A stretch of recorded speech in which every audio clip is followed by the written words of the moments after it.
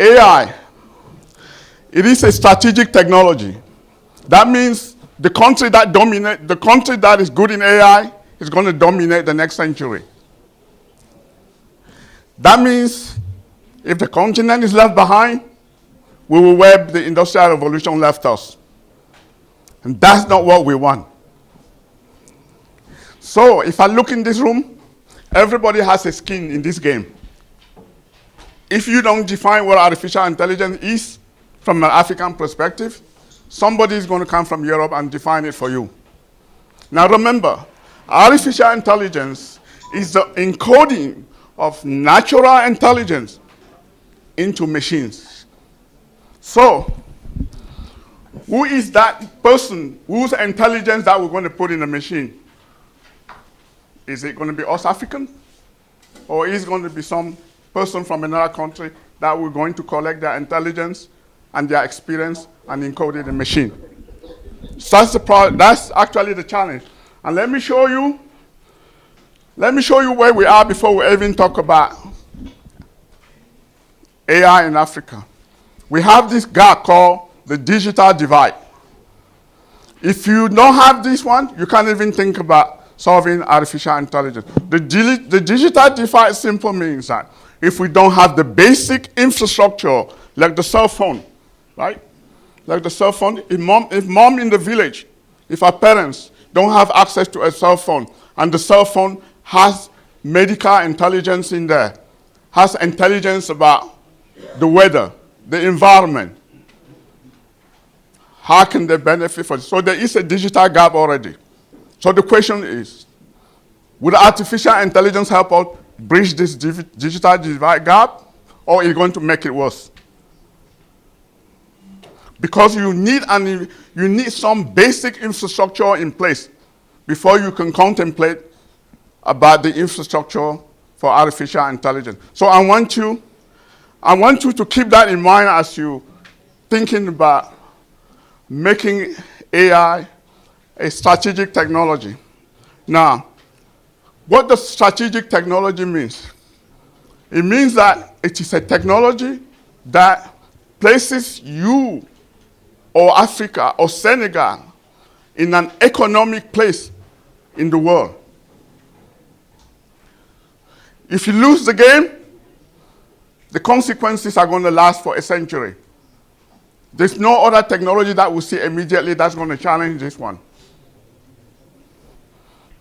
So before I do that, let me take you back to where we started.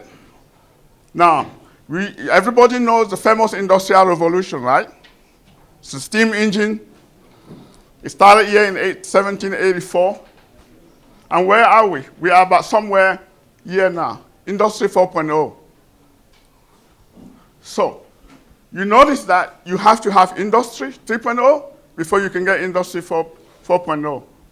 We don't even have this. We're just barely there. But everybody else is here. And some people are already contemplating about being in Industry 5.0. But before we go that, let me go back. Everybody knows this? Yes. Yeah, so, although, if I talk to my colleagues from the Western world, they think that this is where technology started. But I want to take you back here.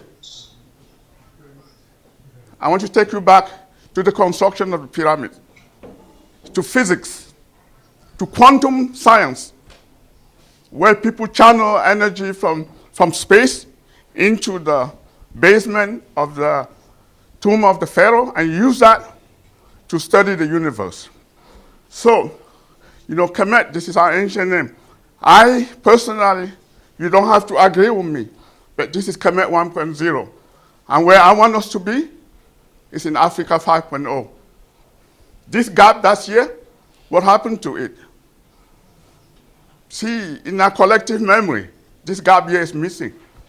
And then if you go here, you see that thing called quantum intelligence? This is what is in our gene. This quantum intelligence. This is the intelligence that our ancestors used to construct the pyramid, that even today We cannot use the modern artificial intelligence to replicate. But anyway, so we are about here. You see where artificial intelligence is not a standalone technology. It's a technology that moves with a lot of components.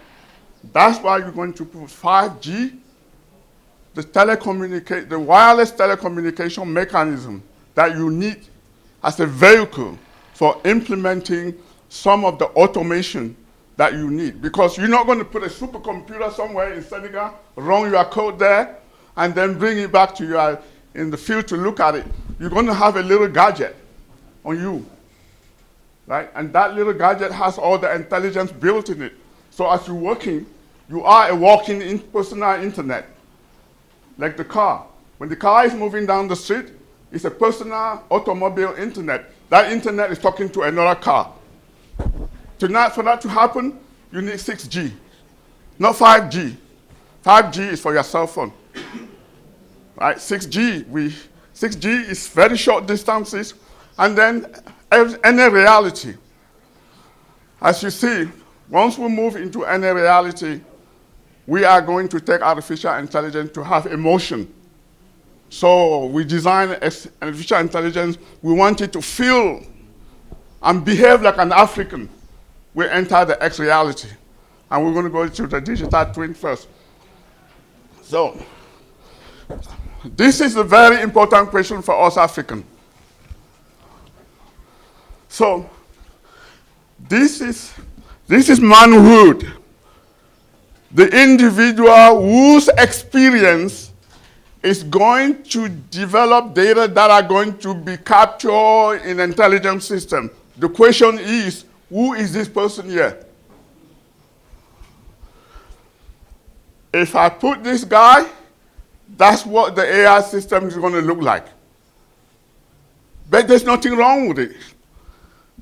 This guy, if he's in China, he would replicate an intelligence system that reflects the culture in China, the philosophical being in China. So it is very important. If African is missing here, then this AI here is going to be made of all these people without African contribution in it. Also, you see this data here? This data here comes from a collection of human experience. And you see, as humans, we have been evolving for 200,000 years. And on the continent of Africa, we're the cradle of civilization, so that we have really experienced about where life started. We're 200 years, we're 700 billion people. We're very diverse.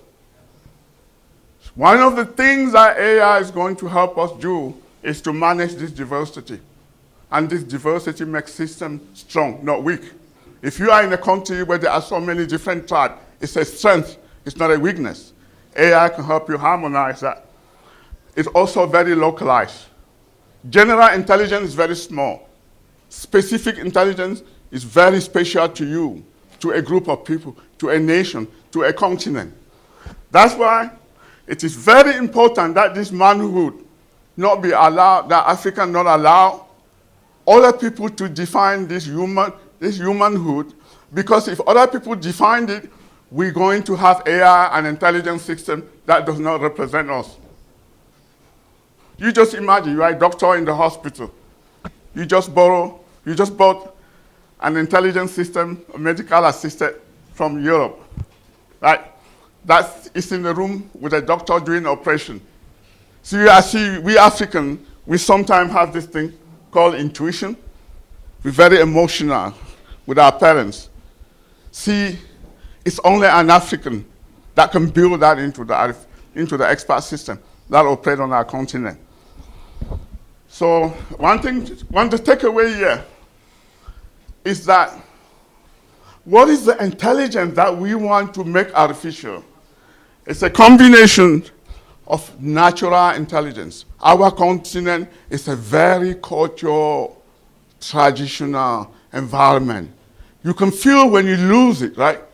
You can feel when you lose your tradition. You become like a person that is lost in the wilderness. So The personhood intelligence is part of that persona, something that belongs to this tribe in Africa, to this group of people in Africa. And also the ethics. The ethics, because ethics is going to guide us, build sustainable society with sustainable AI. Now, this quantum intelligence is very important. I want you to go back. For those that are physicists, look at the origin of quantum intelligence. When our parents start to do this quantum intelligence, they say they're doing voodoo. You know, you guys know what voodoo? Once we get to the place where we can't measure things, where you use intuition, that becomes the end of, should I say, Western science? And then that's where the beginning of the Africans try to shine. You know? Okay, let me go take my time. So, AI system is a black box. Whatever you put there, that's what you get. This data is the new gold. You know, in the Industrial Revolution, if you have a lot of fossil fuel, you have a good economy, like Saudi Arabia. That was black, they call it black gold, right? The new gold is data. So, if Senegal wants to get in this game, this is the new goal that they have to build a gold mine for this. Because if you want to train this box to solve a problem in Senegal, you cannot get this data from America. You have to get the data here in Senegal. That means right now, this academy has a lot of experience over the years. That experience should have generated data. And that data should have been the data that the intelligence system begins to mine so that you can build the next vision for the academy. When you have gold mine, when you go in our soil, there are lots of minerals. That mineral ought to be digitized and kept in this gold. Because without this, let's not talk about AI. And some of the AI, this data, you can sort of fake it, you can observe it. But this is the most important thing. We need we need data centers. Let me say I want to come to Senegal and study malaria and build medical systems that are going to help us sort of begin to tackle some of the problems in malaria. Where is the malaria database in Senegal? I can bet you it's in Louis Pasteur Institute, right? Because where I come from, that's where that data is. That's not good. You have to have your own data about your own diseases. Yeah. In one of these papers that we are presenting today, a young man, researcher, was studying the disease that killed coffee. You know, sometimes they plant coffee and they don't get a good yield because the coffee leaf is being eaten by some insect. You know where that individual writing the paper from one of the African universities got the data from? Washington, D.C. It's not good. It is taking us back to where? Where are the gold mines? In the continent. Where do they take gold the most and diamond? It's not here on the continent. So, if we don't do anything about this data keeping here, it's going to be like we have diamond and we have gold, and the center for gold and coffee, Nestle, is outside of the continent, where we produce the cocoa. This is the place that you have to start. Create a center to collect your data about diseases, about government. If you want to transform the government, you have to save data about government, about our people. Then machine learning would allow you to give you the optimization process to build the government and the environment to run successfully. So very important. You see, this is what everybody thinks outside of Africa. When you come to us, you see that thing we put there, context. Context. Very important. You know, like if you go to the nursing home, like if you go to Japan, the younger people don't want to take care of the older ones. So what they do, they design robots to take care of grandpa and grandma. We don't want that. See, that context, the African context. This is general. Everybody can do this. When you come there, you put the Senegalese context. That is, it makes sense in Senegal.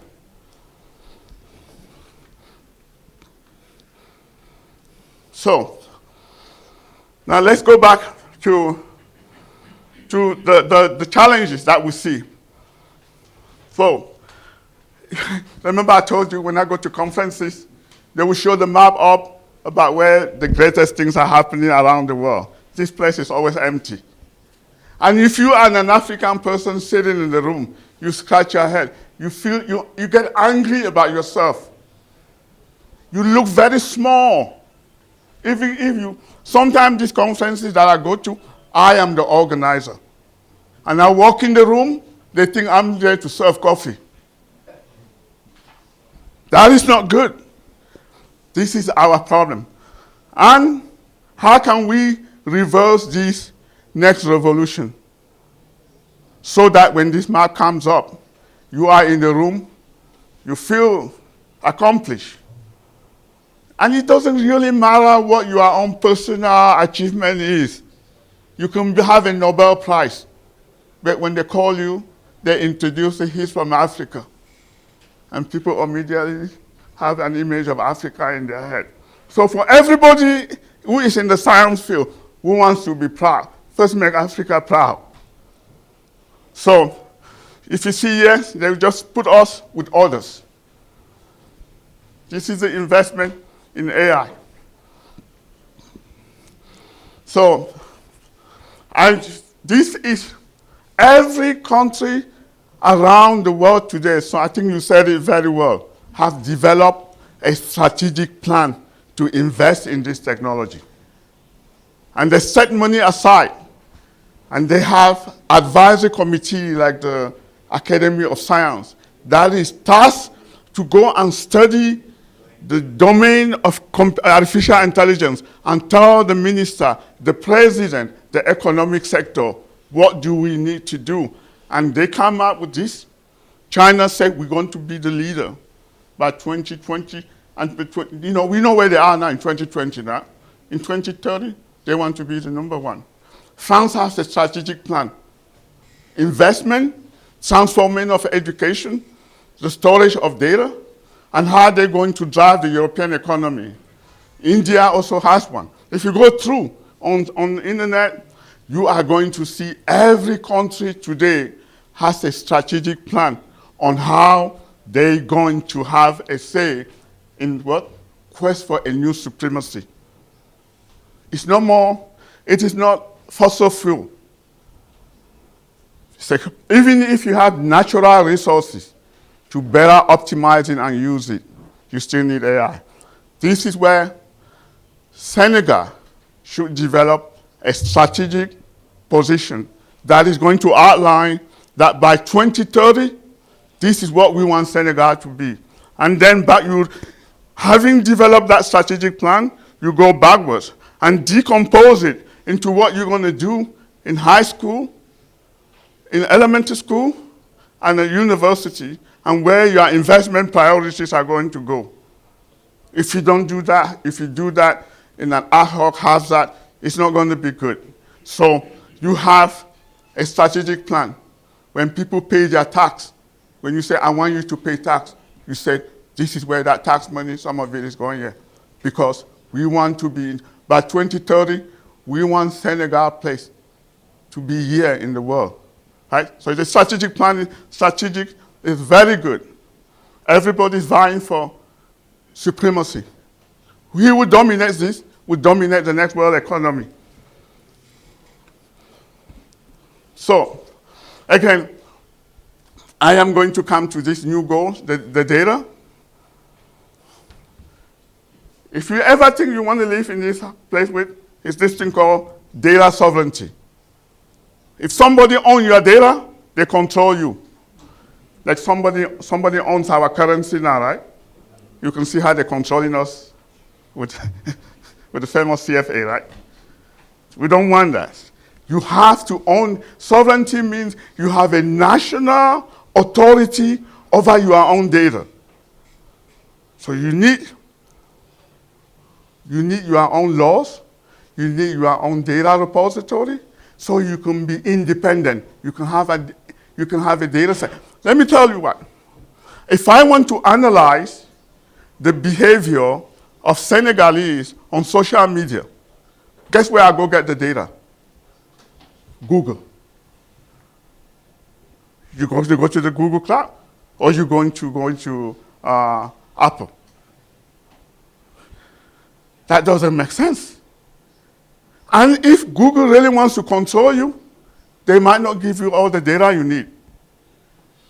Therefore, the problem you're trying to study about your own country, somebody is actually blocking you from doing that because they're controlling your own data, because you don't have sovereignty over your data. This is very important. It is a new goal. We talked a little bit about this. Okay. Now, when AI first started, you collect data, you have machine learning algorithm, you ship it to a supercomputer. Sometimes this supercomputer can actually train an algorithm for several hours, sometimes several days. That depends upon the volume of the data you have and the complexity of the algorithm. We still do that. Maybe national government, if you wanted to look at weather pattern, if you wanted to look at some environmental problem that has excessive number of data, you're going to do that. But this thing called the cell phone that you have, this is an edge device. This is an edge device, which means that you can be anywhere, and there are intelligent application here. So edge device means that things that are very close to where the data is generated.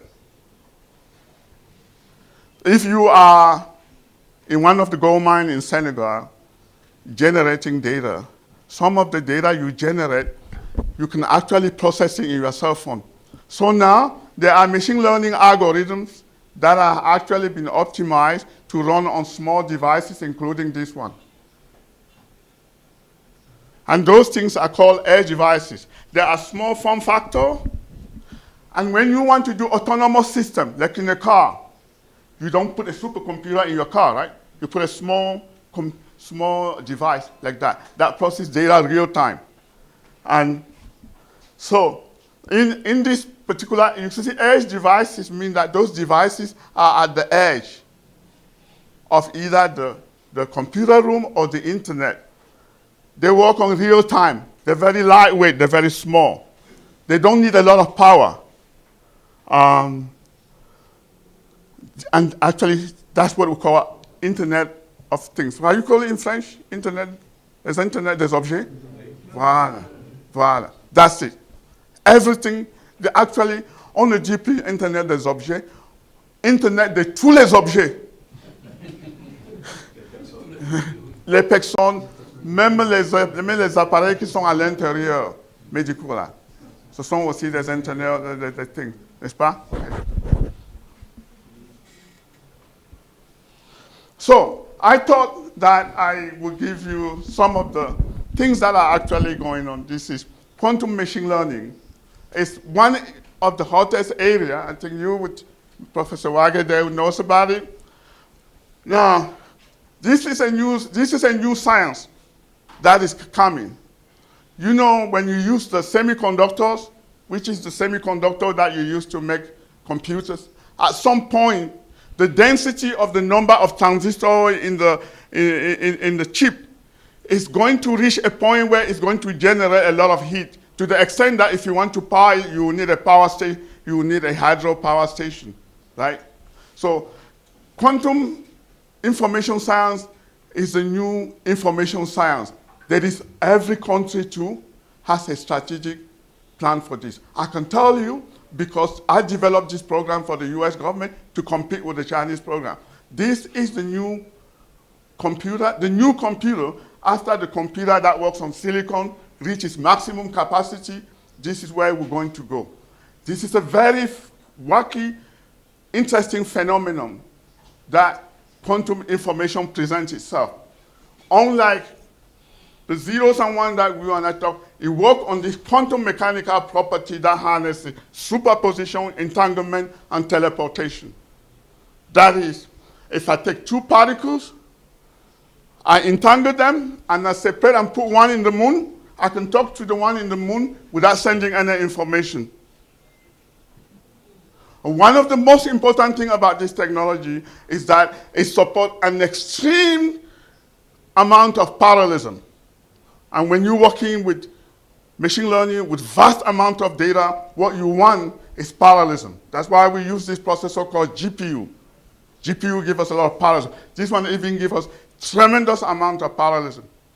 Please the academy with Dr. Weger, keep an eye on this. Keep it, the next generation, this is going to be a very big challenge. Now we are actually exploiting the just to solve some of the complex problems in artificial intelligence that traditional silicon-based computer cannot solve. We can use this. But the main purpose of quantum information system has very little, its application into machine learning is very small. It itself is an area that is going to transform technology in the future. If you look around Africa, IBM has gone around and put little offices of quantum thing. What they're doing, IBM is trying to figure out which is the shooting star amongst you that is so good. They keep you and they bring you to New York, right? So that you lose them. Please keep them here. Fund them. Find a program to fund them. So, computer hardware, as I told you before, this is our computer. If this is the supercomputer, the most fastest computer in the world. What I want to bring your attention is that this computer system is made up of different type of architecture. For those people know CPU, GPU. The thing is the sheer size of this computer. The computer can give you an exaflop of computational power. It needs about 15 to 30 megawatt just to power this computer. That is half of the electricity used in Dakar just to power this computer.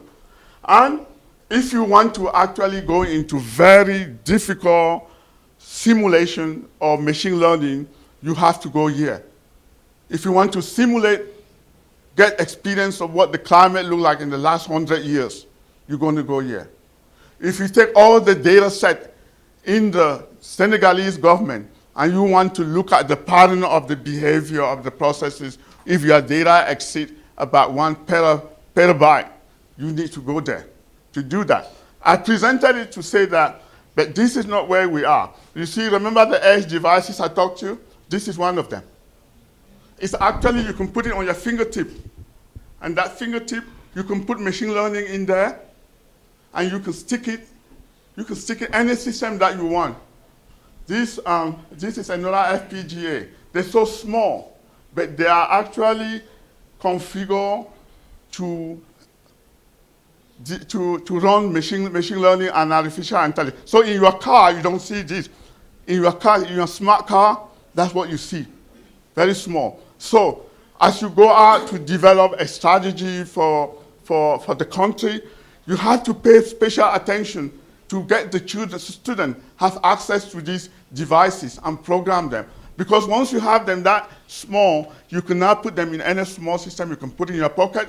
So if you want to track cows, let's say for example, if a person wants to manage the number of cows that they have to see which one is sick and so on, you can actually develop an AI system and take it and put it on the cow and then put an antenna there. It can tell you how much water that cow has. It can tell you if they have certain diseases. It can tell you when to take care of that particular cow. So, but you don't do this, you do that. So in the automation using artificial intelligence, this is the one that you want. You can put this on a coffee tree, and then you can collect data, and it has artificial intelligence built into it. You know, so this thing called edge devices on chip, artificial intelligence on the chip. Um, give me my time, please. So, 2 minutes? Okay. This is another new AI topic that is coming. It's called multimodal AI. Currently, the AI system we're talking about only processes data. So you can take your voice, your picture, you can digitize it, and you can give it one. This multi-data is actually cognitive artificial intelligence, which allows you to actually put your emotion, video, text, and all of that into one single artificial intelligence so that you even have sound feeling there. And when you go, that AI system, you will need to wear goggles. You enter into a virtual room. So if the other person is there, you actually see the person with his emotion and his sound. So when two people communicate, again, you see that 6G that I told you. Let's see. Okay, then the digital twin. The digital twin is very, very, very important concept, extension of artificial intelligence. A digital twin is a digital replica of a physical system. That is, I can create a digital version of myself, but it's not me. But that version of myself is actually just represented in data. It is very important because the digital twin allows you to, in real time, try to answer the question, what if I build a new highway? If I can create the digital twin of Dakar, I can enter in the room, I can see all the traffic in the room, all the cars, and I can ask myself, what if I put a new highway there? And if you put a new highway, you can see traffic, chop, and they say, no, we don't need to do that, right? So it is the digital representation of the physical world. So it is a very important technology to do if you want to build cities, if you want to build school. If there's anything you want to do that is very complicated, that you can't simulate it, we create a digital version. This is another technology to focus on it because it is the one that is going to allow us to optimize and build systems that can predict the future. Okay, I'm welcome. So, finally, I'm almost at the end. So, for everybody that is doing the field of artificial intelligence, it's based on mathematics, right? So the algorithm is based on mathematics, and it's also based on coding. That is, you have to have people that code. So when you think about AI, think mathematics and think algorithm. That's one of the most difficult part of AI. So the question is, how long is it going to create a workforce that can program in your famous language and also do the mathematical optimization? Luckily, there are new systems now, artificial intelligence, that say, don't do any code. You just get a graphical interface, you grab it and you drop it, you construct that thing just by graphical interface and you build the expert system. So the domain knowledge means that you have to have an expert in the field that you want to build an artificial intelligence about. So if I want to build an artificial intelligence in the hospital or in biosystem, I have to have a physician with me. So somebody in domain knowledge other than the computer scientist is very important. Of course, you get your data. This the coding is actually the transformation of the data and the statistical information into mathematical program. Then you use your hardware. So that no coding, also keep in mind to look at it, that you can create a segment of the workforce that are not very versed in the actual coding, but that can also, you just use the code and not worry about the internal. That is already in the making, so keep in mind on it. So I am almost done. So the challenges that we face. Funding, yeah, a vision. You need that. That's where, if you are researchers, if the schools don't have funding, that's the first challenge that we have to address. Low digitization. Many things that we do in the country now is still through paperwork. That's not good. First, you have to digitize it. When you go to the hospital, they take your medical record, they should store in a digital form, not on the paper. because that digital form is what you're going to apply machine intelligence there. So try to digitize the government, the processes as much as possible. The market, that's very important. Suppose in Senegal, you create a workforce, a very good workforce in artificial intelligence. The question is, to whom are they going to sell their product? Yeah, they call it, what's the word in French?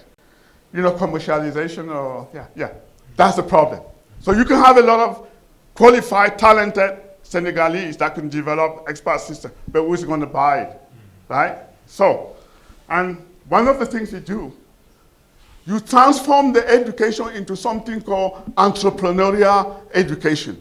That is, when a person is studying artificial intelligence, he has his eye and seeing where he can use it and where people need it. Don't just give them a diploma and send them to the market, right?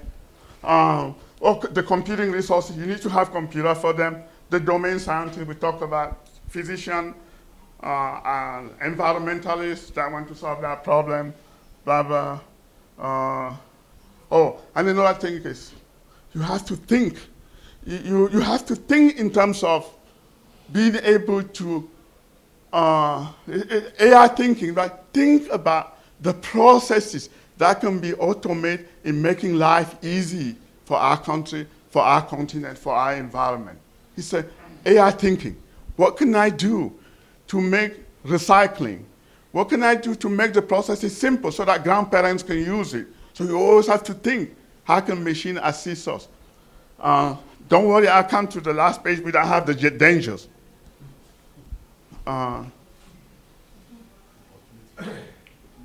Opportunities. Let me say, one of the dangers, and I think you alluded to, is ethics, right?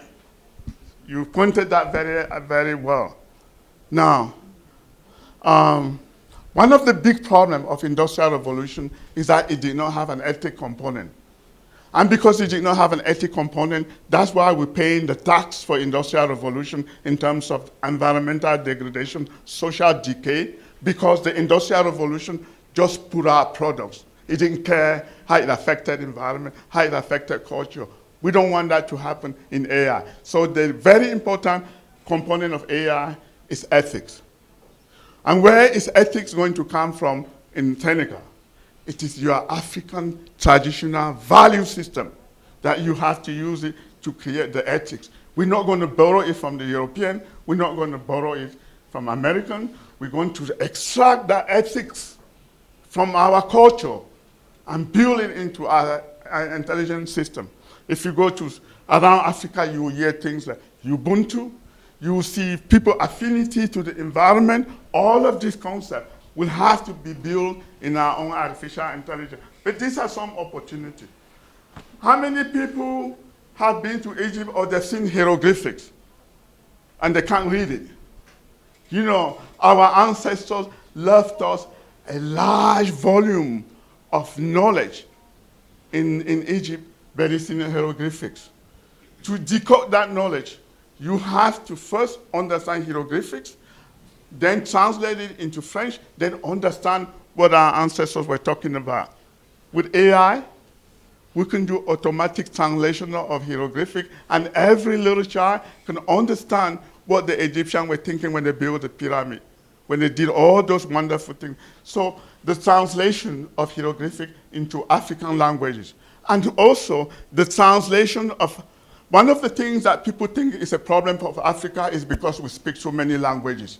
It's actually a blessing, not a curse. You know why? We can use artificial intelligence to simplify communication between the different tribes. So if a mother is in the farm from this tribe, we should be able to have them access to technology in their natural language. And AI can help us do that. We don't have to teach them French, right? And so the smart healthcare system in the rural system, again, most of our population in the country, the number of doctors per 1,000 people is very small. So we can use AI to kind of take the healthcare system to some of our parents. Smart agriculture, this is very good. You know, you can use smart systems to improve agricultural productivity and sustainability.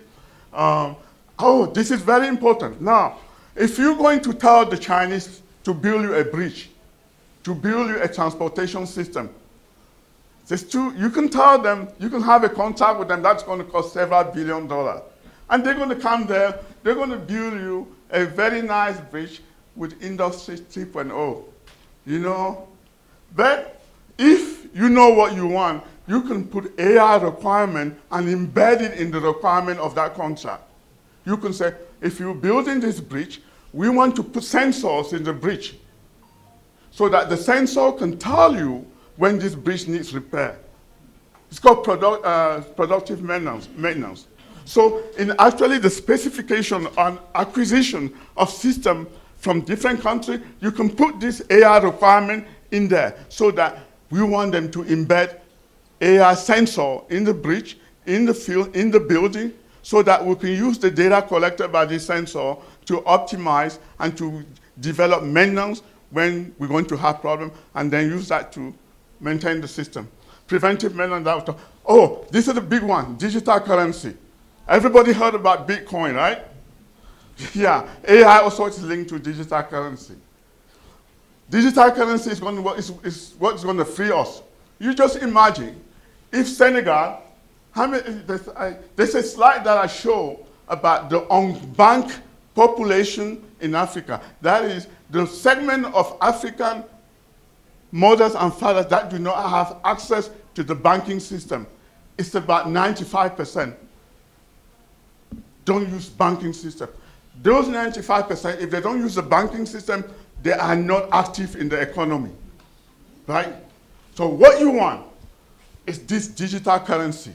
Your bank, the grandmother and the grandfather in the farm does the banking on your cell phone, right? It's a combination of artificial intelligence and blockchain, which at the end of this conference, we have a seminar on blockchain, and that's what we'll talk. So digital currency and AI is very, very important to bring the economy to everybody. And finally, the last one is, you know, when we all go to school, we go to an educational system that we have no idea how it came to be, the educational system that trained us. We were just given into it, and for the last 200 years, we have attended that educational system. We didn't even question it. We go, you study this, finish, we give you a diploma, send you out on the street, go help yourself.